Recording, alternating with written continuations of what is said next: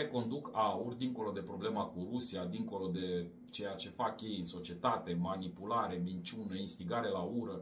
By the way, am citit astăzi știrea pe G4 Media că au fost obligați primăria aia românească, care a montat abuziv niște cruci într-un cimitir al unei comune maghiare, unde s-a dus George Simion să facă circ și scandal, a fost obligată să demoleze acele construcții pentru că erau ilegale. Deci, momentul cu care George Simion a intrat în politica mare, să-i spunem așa, a fost o minciună, oameni buni, și o manipulare și o instigare la ură etnică. Așa și-a început Simion cariera politică și acum avem dovada în justiție. Nimeni nu poate să spună că au fost o grămadă de instanțe judecătorești care s-au pronunțat pe acest aspect, sub toate aspectele de control judiciar. Și acum se dovedește că ăla a fost pentru mine primul moment în care am ieșit public și am spus stop. Atunci nu exista AUR. George Simion era candidat independent. Eu, ca jurnalist independent, prezentasem toți candidații independenți la alegerile europarlamentare, inclusiv pe George Simion de la Iași. Și când am văzut ce face, atunci am spus stop. Acest om n-are ce să caute să fie votat pentru că face o chestiune foarte murdară, foarte mizerabilă. Și iată că după ani și ani, justiția mi-a dat dreptate. Mă rog, nu mi-a dat mie dreptate. A stabilit ce este legal în acel caz și se dovedește că eu am avut dreptate în ceea ce am spus despre el. Da. Și? Asta să o filmezi? Da. Dar nu mi-e rușine. De ce ați acoperit oare crucile? Crucile. Ce să fie acoperit? De ce ați acoperit crucile românești? Și cine a acoperit? Dumneata, cum poți să videoși pe cineva? Ai văzut pe cineva? Da, am văzut pozele, de asta am și Care venit aici. poze ai văzut? Am venit pozele. Când? De pe internet, de ieri. Da, Da? și de ce zici că de ce am acoperit? Întreb cine a acoperit. N-ați acoperit dumneavoastră? Dumnezeu. Nu a fost Dumnezeu a acoperit? acuzație, nu m-a acuzat. Dumnezeu a acoperit? Fără să știi ceva. Te Am rog, înțeles. alegeți cum Acuzații fără fapte nu trebuie dat. De ce filmezi asta?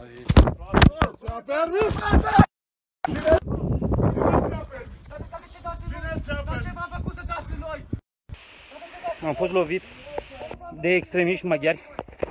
Am fost lovit de extremiști maghiari aici la cimitirul eroilor de la Valea Uzului. Și ce? Ei, fii atent! Jos cu camera! De ce? De ce? De ce? Pentru că ce drept aveți aici? Aici? De exemplu, ce drept aveți? Nu mă loviți că există transmis, poliția vine acum. Să vină! Nu mă loviți. Ăsta e drumul județean Harghita. Da, Deci, ce drept ai aici? adică, Adică, drum județean Harghita. așa. Exact. Allora, dai telefonul tău acasă. Dă telefonul! Dă telefonul!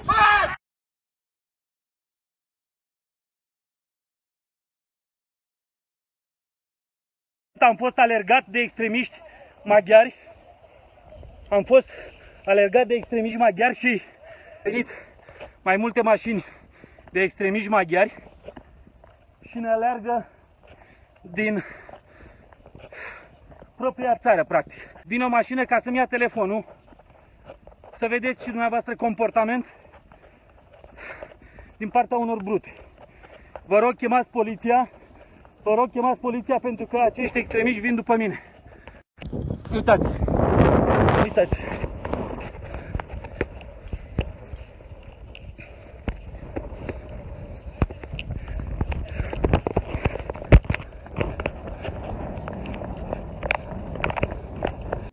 Și când am văzut ce face, atunci am spus stop. Acest om n-are ce să caute să fie votat pentru că face o chestiune foarte murdară, foarte mizerabilă. Și când am văzut ce face, atunci am spus stop.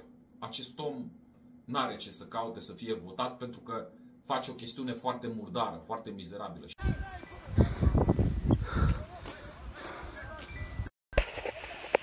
Atenție! Colegii mei de campanie au fost loviți și sunt bătuți și sunt târâți pe jos. Suntem 3 oameni din campania noastră. Eu am fugit, am fost alergat de extremiști maghiari. Am fost alergat de extremiști maghiari și colegii mei de campanie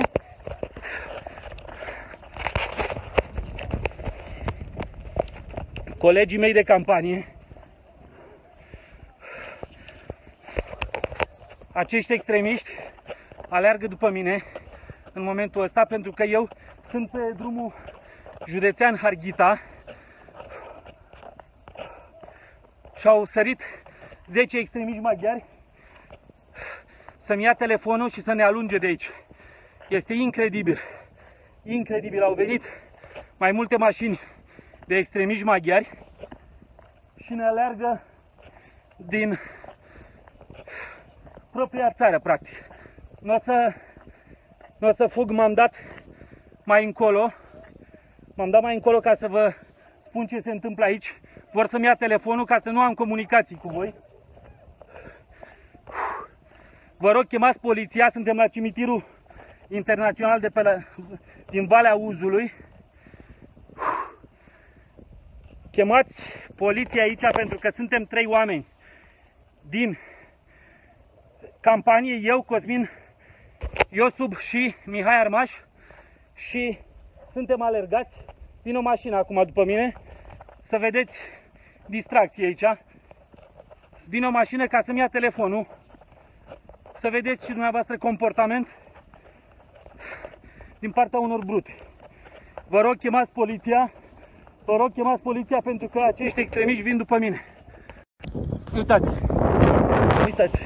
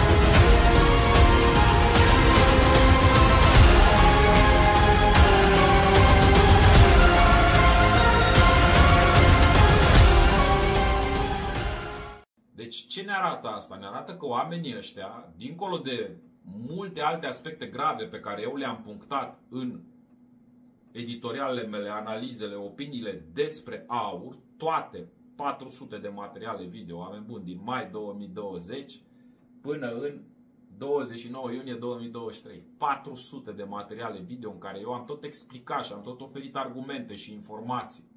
Dar dincolo de aceste aspecte, ce spune acest om se leagă cu faptul că li s-a anulat congresul, este că oamenii ăștia sunt total inapți să conducă orice. Analizele, opiniile despre AUR, toate 400 de materiale video, oameni buni, din mai 2020 până în 29 iunie 2023. 400 de materiale video în care eu am tot explicat și am tot oferit argumente și informații. Dar dincolo de aceste aspecte, ce spune acest om se leagă cu faptul că li s-a anulat congresul, este că oamenii ăștia sunt total inapți să conducă orice formă de structură. Ei nu sunt capabili să organizeze un congres legal, ei nu sunt capabili să administreze, să gestioneze legal propriul lor partid, oameni buni. Propriul lor partid nu sunt capabili să-l gestioneze cât de cât legal și corect față de oamenii care și-au dat sufletul pentru ei.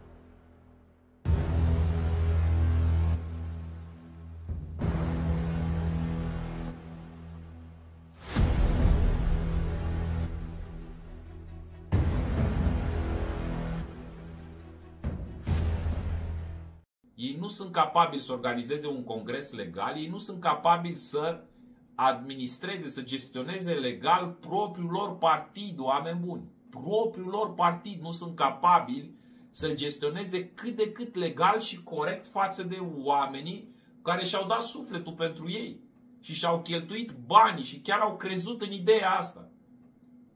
Vă dați seama cât de grav este? Păi cum vor ei să conducă o țară? O țară, oameni buni, ce spune Simion.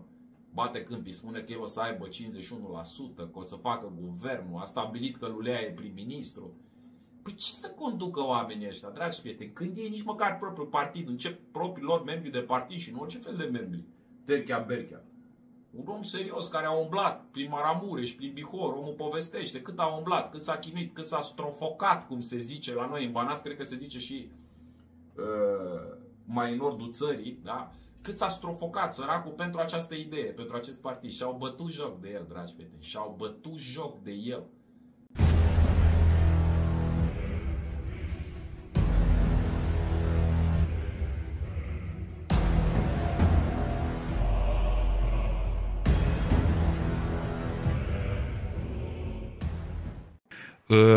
Dar, în ciuda acestui fapt, am și eu niște convingeri. Poate de stânga, toți avem o latură politică. Nu e nimic rău să fii de stânga. Nu e nimic rău să fii de stânga. Nu e nimic rău să fii de stânga.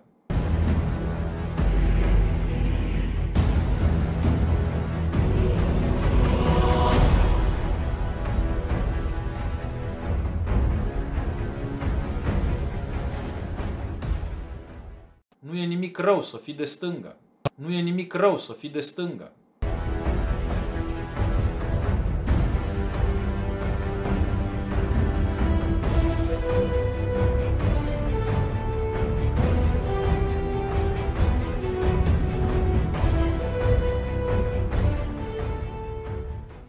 Nu e nimic rău să fii de stânga.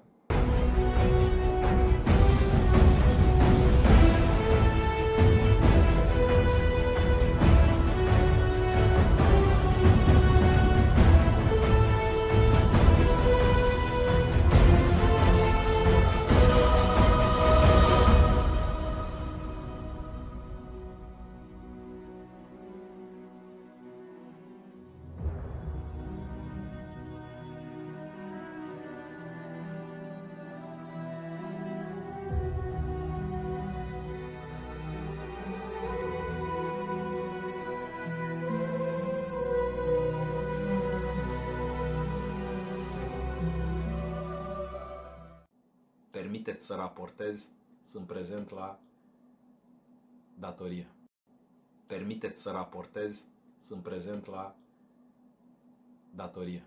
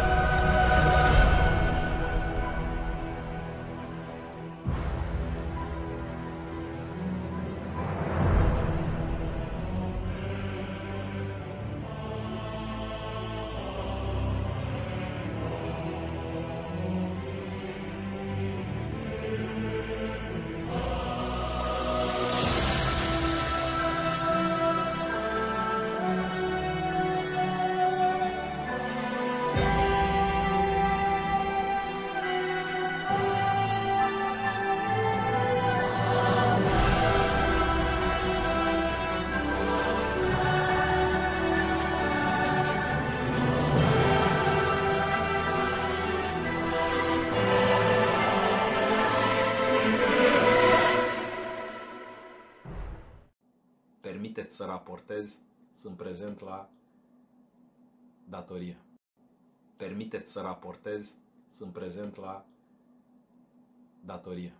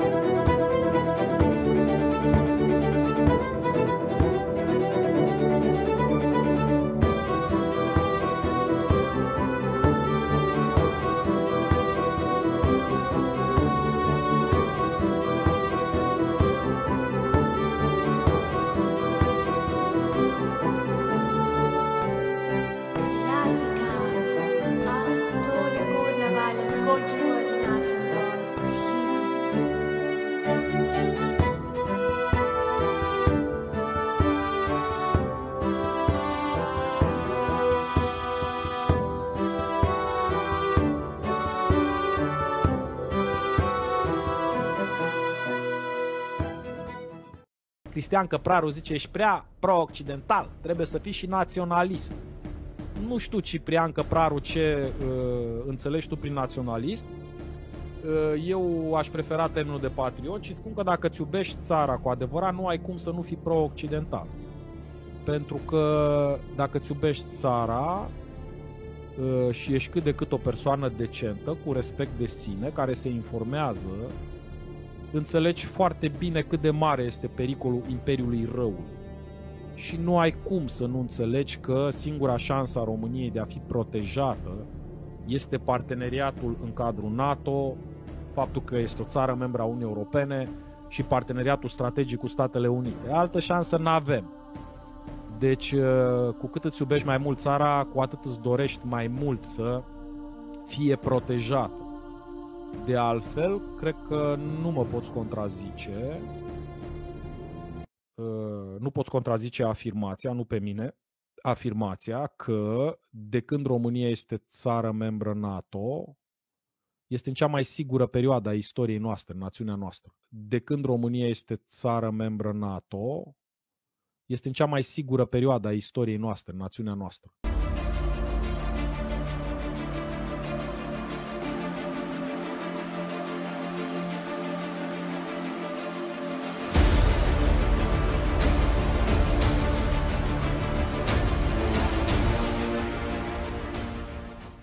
Eu vă spun altceva, dragi prieteni, că eu le-aș da gratis Portul Constanța, pentru că noi n-am făcut nimic cu el.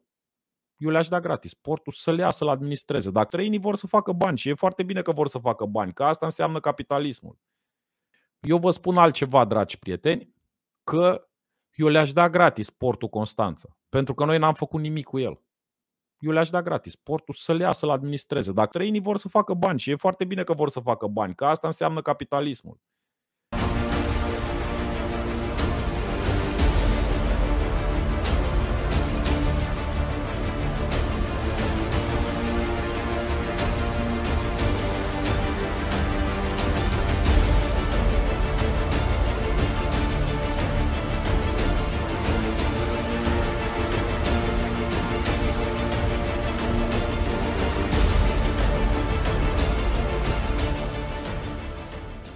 Șucelul Voican Voiculescu a fost ales pe listele FSN. În 94 a fost numit ambasador extraordinar în Tunisia. În 6 iulie 2021, Iliescu l-a numit ambasador al României în Maroc. Curtea Constituțională tocmai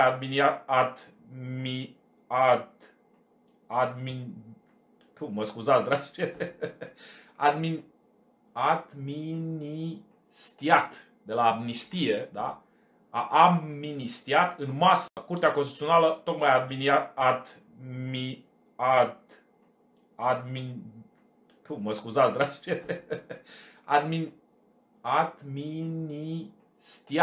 de la amnistie, da? A amnistiat în masă. Tot acolo suntem, vă dați seama. 33 de ani, oameni buni, este fai de capul meu, deci. Nu? Câte generații sunt? 33 de generații, că în fiecare an este câte o generație, da? Dacă prostia ar durea, scuză-mă că-ți spun, tu ar trebui să locuiești într-un depozit de pastile de cap. Da, așa este. Nu? Câte generații sunt? 33 de generații, că în fiecare an este câte o generație, da? Ăsta e prost rău de tot, bă. Ăsta e de mic așa, el așa s-a născut, mă.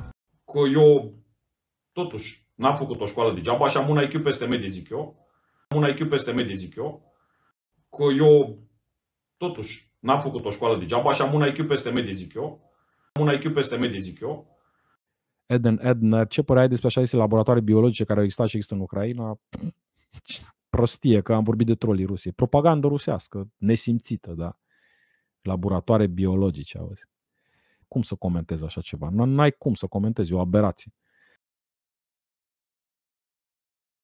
Does Ukraine have chemical or biological weapons? Ukraine has biological research facilities, which, in fact, we are now quite concerned Russian forces may be seeking to gain control of. So we are working with the Ukrainians on how they can prevent any of those research materials from falling into the hands of Russian forces should they approach. Laboratoare biologice, auzi. Prostie că am vorbit de trolii Rusiei. Propagandă rusească. If you can control someone's perception of reality, peaceful conquest is easy. If you can control someone's perception of reality, peaceful conquest is easy.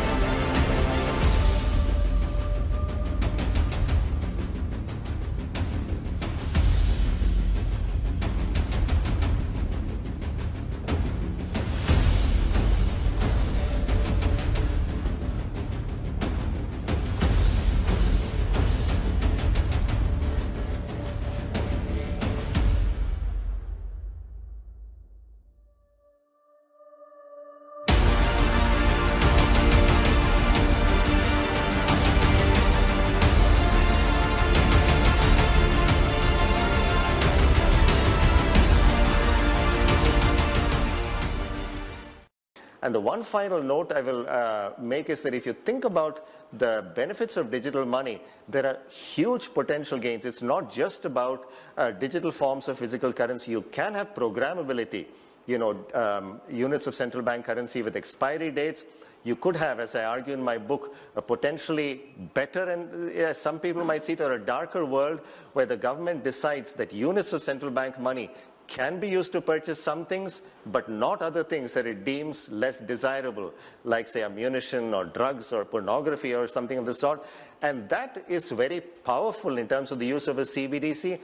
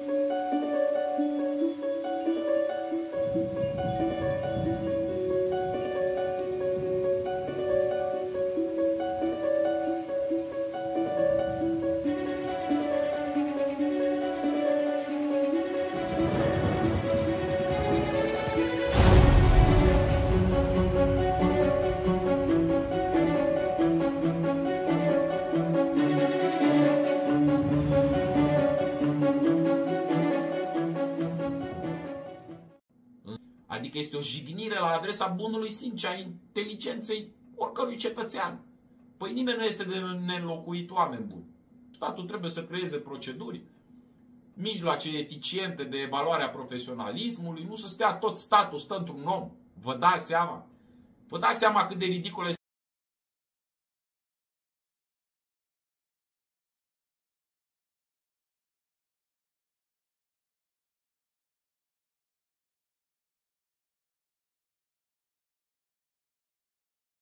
Nu e prost cine cere, e prost cine dă, da, corect. Nu e prost cine cere, e prost cine dă, da, corect. Nu e prost cine cere, e prost cine dă, da, corect. Nu e prost cine cere, e prost cine dă, da, corect.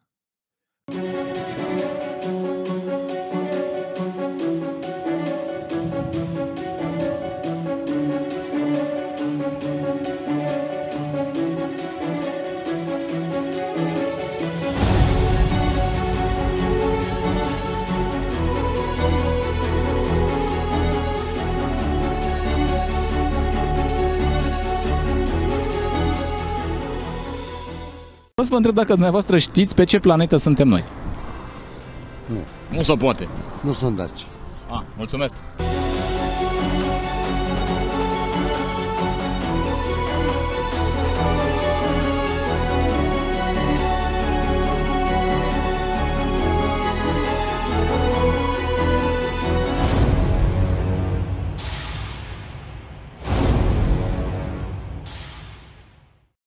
seara, dragi prieteni! O știre foarte bună, excepțională inclusiv pentru viitorul nostru, desigur, cu condiția să înțelegem că, dincolo de ce se întâmplă în Ucraina și dincolo de protecția militară pe care NATO o acordă, și sunt informații foarte interesante și foarte importante, mai avem și noi datoria să ne protejăm de dușmanul din interior, de calul troian al dictaturii lui Putin din România, prezentându-ne la vot. Pentru că riscurile în 2024 sunt imense.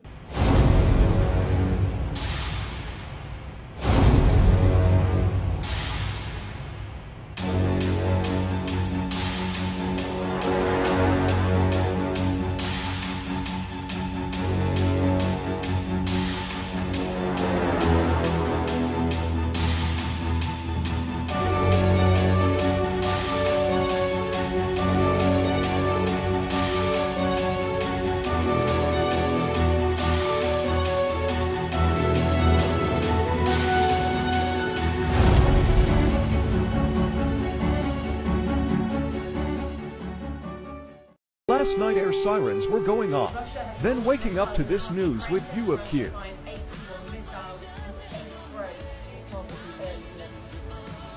Last night air sirens were going off, then waking up to this news with view of Kiev.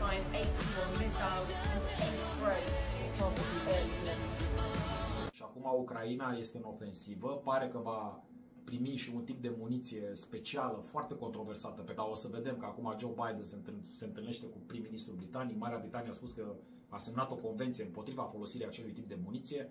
Bănuim că se vor discuta și aceste aspecte. Și Ucraina, ideea este că este în contraofensivă și începe încet, de adevărat, încet și greu, dar începe să împingă orcii lui Putin înapoi, către Mordor. Și asta este o știre extraordinară. Astfel de știri ne ajută să înțelegem cât de important este să mergem la vot, oameni buni. Cât de important este să mergem la vot. Sigur, din punct de vedere militar se creează un scut. Sigur, eroismul spartan al lui Volodymyr Zelensky și al apărătorilor Ucrainei creează acest scut pentru Europa. Dar el nu este suficient, oameni buni, pentru că influențele de propagandă, influențele politice, influențele prin grupări de corupție ale Rusiei sunt imense. Și activitățile agenților secreți ai Federației Ruse sunt imense și peste tot s-au făcut arestări. Numai la noi nu. La noi parchetul nici până în ziua de astăzi n-a anunțat deschiderea unui dosar penal după ce un fost șef al unui serviciu secret din Ucraina, serviciu militar secret, după ce prim-ministrul Republicii Moldova a fost prim-ministru, fost ministru al apărării, au prezentat în spațiu public informația că un lider de partid din România, George Simion, liderul grupării extremiste rusofile AUR, s-a întâlnit cu agenții ai serviciilor secrete rusești. Și au spus oamenii la Chișinău, au spus perioada, la Cernăuți.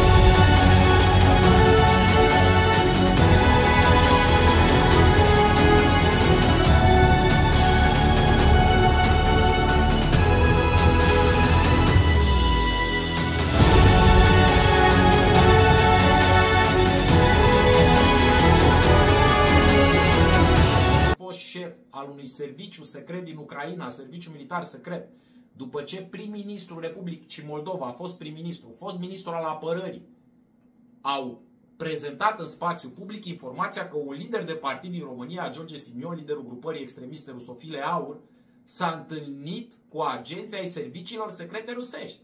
Și au spus oamenii la Chișinău, au spus perioada la Cernăuți. Și au spus oamenii la Chișinău, au spus perioada la Cernăuți. Și au spus oamenii la Chișinău, au spus perioada la Cernăuți. Cum se numește țara în care locuim? Nici eu nu cunosc. Ai, lăsați-mă! Țara în care trăim. Cum se numește? Nu ați auzit niciodată? Nu. Dacă, de exemplu, tu știi cum se numește în țara în care trăim. Chiar nu știu așa ceva. Nu ai auzit de țara în care trăim? Nu. Nu se poate. Nu știu. De ce să... Haideți să ne... Cu o televiziune, mă, nu știu. Haideți să ne gândim. Țara noastră, cum se numește acum, în momentul ăsta, fără... Ia auzi, mă, cum se numește țara noastră? Vă întreb dumneavoastră. Ha? Dacă dumneavoastră știți cum se numește în țara în care trăim. I love my country, România. Așa. Și îmi place de țara mea. Dar țara în care trăim?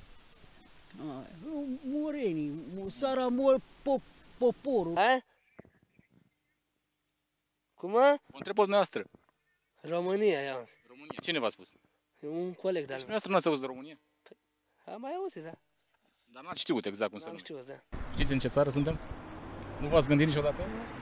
Poate nu cred așa ceva. Refuz să cred. Țara noastră, țara... La televizor, n-ați auzit? Nu prea mult, că n-am timp să... În ce țară locuim? România. Se numește țara. Nu știu de ce pun. Nu se poate. Țara noastră? Da, da. Munca cu așa, alerg. Dar țara noastră, cum se numește? Nu pot să cred. De ce vă place? Trăim mai în libertate așa. Bare. O secundă vă țin. Vreau să vă întreb dacă dumneavoastră știți cum se numește țara în care trăim. Haideți să ne gândim. Nu se poate. Nu plec de aici până nu spuneți. Cum se numește? Nu știu. Nu știți cum se numește țara noastră? Nu. Acum, nu altă dată, nu în trecut. Țara noastră. Cum se numește țara noastră? Treabă pe colegul al meu. Nu se poate. Păi dumneavoastră vreau. Nu știu. Nu plec de aici. Păi el nu știu, că nu știu clase. Nu vă supărați pe mine. Am 2 clase doar, nu știu. Cum se numește? Nu. Nu i-a zis niciodată pe nume așa? Nu. Nu i-a zis. N-ați văzut un tricolor, un ceva pe la televizor care să... Poate ați văzut, dar nu v-ați... Da, s-ar putea. Știți cum se numește? Nu. România. Știți cum se numește țara noastră? România, cum să România? Știți câte picioare avea omul din Evul Mediu? Haideți să ne gândim. Câte credeți că avea? 4. 4 spuneți? Câte picioare avea omul din Evul Mediu? Asta dacă mă credeți dumneavoastră, eu nu știu, că nu sunt de aici. Câte picioare avea omul din Evul Mediu? Păi... Picioare, dacă era maimuță, avea labe, nu mai avea picioare. Documente. Eu nu sunt de aici din zonă. 6. Cum credeți că se descurca doamna cu 6 picioare? Nu știu. Era mai simplu, mai ușor de mers. Cum credeți că se descurca acest om? Greu, cum să descurca. 6. 33. Cum se descurca, nu știu, omul ăsta din Evul Mediu cu 4 picioare? Mai bine ca noi, mai rău? Cum vi se pare așa, ca mod de a funcționa, să spunem așa? Cred că... Mai bine, cred, decât acum. Mai bine. Câte credeți că avea? Câte picioare? Cred că avea mai multe atunci. Și o coadă, cred, și o... Mai mult de 2 picioare. Da. 3? 3 picioare avea? Da. Normal, dacă mergeam în 4 picioare... Cum, nu știu, cum vi se pare modul ăsta de deplasare în 4 picioare? Avea mai multă stabilitate. În 4 picioare? Da. Erau și avantaje atunci în eposta mediu. Avantaje să cățăra un pom? De unde știți că avea 6? Păi din experiență, în lumea asta, pe televizor. L-ați văzut pe acest om? Cum credeți că se descurca cu 6 picioare? Mai bine, mai rău ca noi? Cum credeți? Părând 3-3, chiar 3-3 și... Câte picioare avea omul din Evul Mediu? 4 avea. 4 picioare. 4 picioare. Sunteți sigur așa, doamnă? Sunt sigur. Cum, doamnă, avea 6, mergea mai repede. Cum? Să fie foarte greu. Îmi pare rău, dar trebuie să ajung la școală. Păi nu mi-ar fi plăcut să am 4 picioare. Nu v-ar fi plăcut? Nu. De ce? Ce ar fi fost? Păi și eu să merg da bușire. Păi și el cum mergea, omul ăsta din Evul Mediu? Era alte, era din Evul Mediu. Cum credeți că se descurca cu 3 picioare omul ăsta din Evul Mediu? Cu cârge, cu alea, cu căruțul. Ne-am stricat caracterul. Aici. Da. Față de... În domeniul ăsta am devenit hoți, parșivi, unul față de celălalt. Sigur mai mult de două avea. Sigur mai mult de două. Noastră v-ar plăcut să aveți 6 picioare? Nu.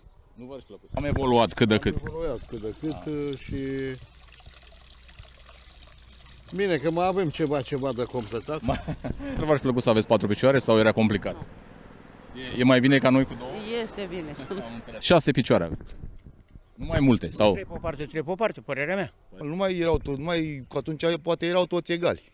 Am înțeles. Acum de unul mai puternic, unul are bani, nu mai poți să mai stai în fața lui ăla care are bani, tu care ești amărât, sărac. Mulțumesc mult de tot.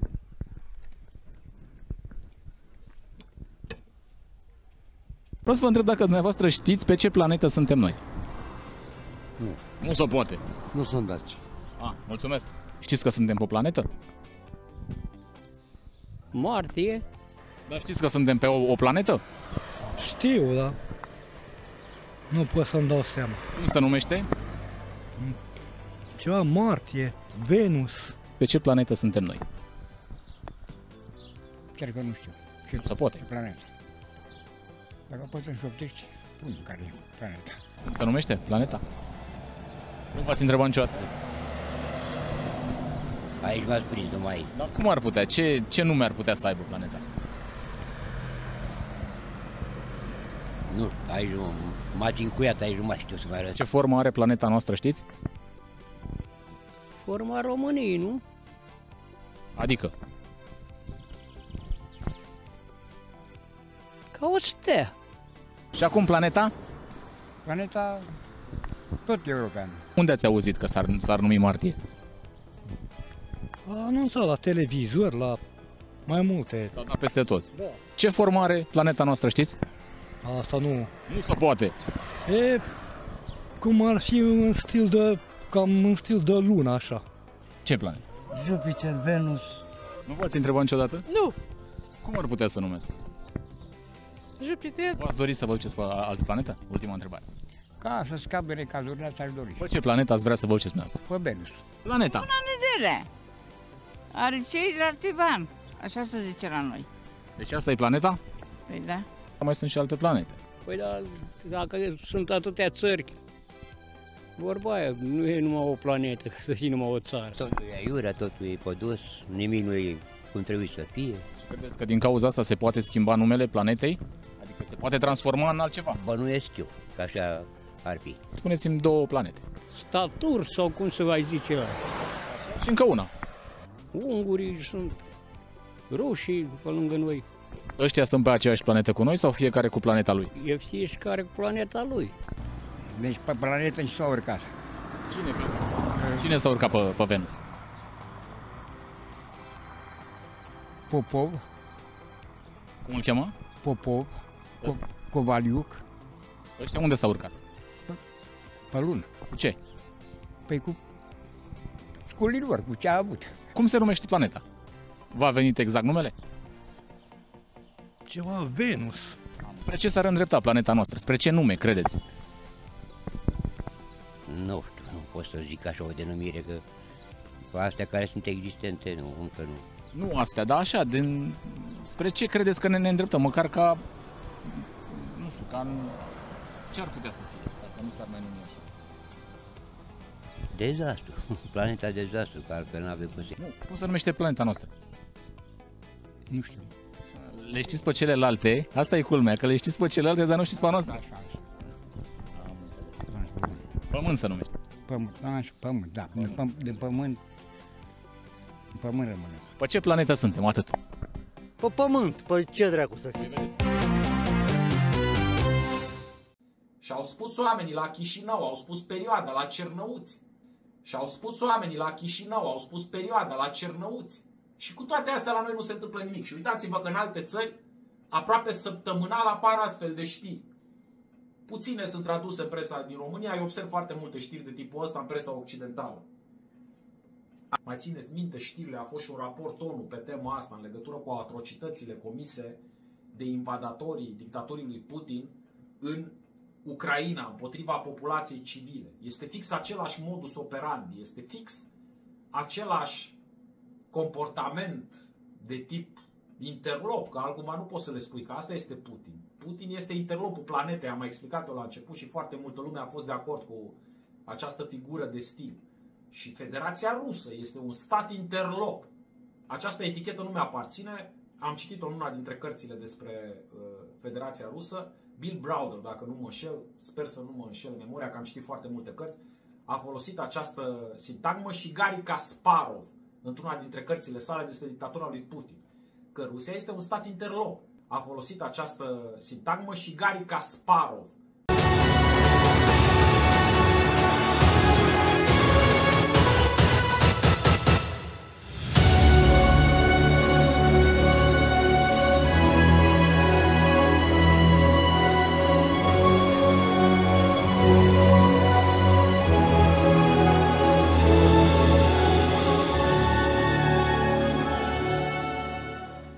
Președintele ucrainean este de etnie evreu. Deci președintele Zelensky, extraordinar acest om, dragi prieteni, este eroul planetei în momentul de față, este de etnie evreu. Deci, președintele Zelensky este un adevărat erou național. Președintele ucrainean este de etnie evreu. Deci președintele Zelensky, extraordinar acest om, dragi prieteni, este eroul planetei în momentul de față. Și Putin este derbedeul planetei, personajul negativ, nebunul planetei. A reușit să-l depășească pe Kim Jong-un. Președintele ucrainean este de etnie evreu. Deci, președintele Zelensky este un adevărat erou național, este de etnie evreu. Deci, extraordinar acest om, dragi prieteni, este eroul planetei în momentul de față. Și Putin este derbedeul planetei, personajul negativ, nebunul planetei. A reușit să-l depășească pe Kim Jong-un. Președintele ucrainean este de etnie evreu. Dincolo de piesele care se văd așa într-un fel de blur, neșarfat, neclar, da? Dar se văd undeva prin ceea ce se numește intuiție profesională. V-am spus că surse foarte importante din Israel mi-au confirmat că Black Cube nu a acționat pe teritoriul României fără să aibă acordul cel puțin al unui serviciu secret. Serviciul secret partener pe relația externă este Serviciul de Informații Externe. V-am spus că surse foarte importante din Israel mi-au confirmat că Black Cube nu a acționat pe teritoriul României fără să aibă acordul cel puțin al unui serviciu secret. Că surse foarte importante din Israel mi-au confirmat că surse foarte importante din Israel mi-au confirmat că surse foarte importante din Israel mi-au confirmat că surse foarte importante din Israel mi-au confirmat că a folosit această sintagmă și Garry Kasparov într-una dintre cărțile sale despre dictatura lui Putin, că Rusia este un stat interlop. Rusia este o benzinărie condusă de mafioți. Asta este Rusia, oameni buni. Și această benzinărie condusă de mafioți este lăsată liberă să-și desfășoare activitățile maligne, toxice, de manipulare și dezinformare, inclusiv a reușit să penetreze Parlamentul României în România. Singura țară fostă comunistă din Europa de Est, targetată de dictatura lui Putin, unde nu s-au găsit, domne, spioni, unde grupări extremiste rusofile pe față cu fondatori, cum e fondatorul AUR, Marius Dorin Lurea, care a lucrat la clădirea Federației Ruse, penetrează Parlamentul. Este o situație extrem de gravă, oameni buni. Și repet lucrul ăsta și o să-l repet în fiecare zi până la legile din 2024, pentru că este cel mai important lucru pentru viitorul națiunii noastre. Dacă nu ne trezim, oameni buni, și dacă românii nu ies masiv la vot, și dacă nu limitează puterea politică a celor care ne-au adus în această situație, să fim sat fără câini în fața dictaturii lui Putin, să știți că ne paște un viitor foarte, foarte sumbru. Vă rog foarte mult să urmăriți pe această temă editorialul pe care l-am făcut vineri și emisiunea live de duminică. De asemenea, în reportajul despre podul de la Brăila am mai oferit câteva explicații suplimentare pe această temă. Semper Fidelis, ne vedem mâine.